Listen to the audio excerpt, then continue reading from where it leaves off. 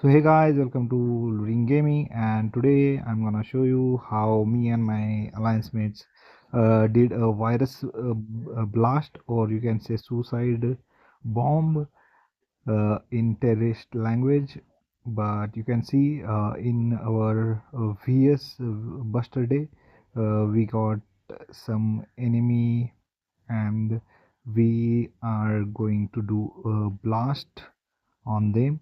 As you can see, we are surrounded them with a few bases, and we already had some virus on us, and it needs 100 virus to blast your base, and it will infect them. You can see my teammate cat's timer is now ticking, and then after that we will do one by one bomb blasts or virus blasts. So you can see it's 100 now, and it's about to blast, and then it will spread the virus to nearby bases. So you can see boom, and they got 25 virus, and now it's my turn.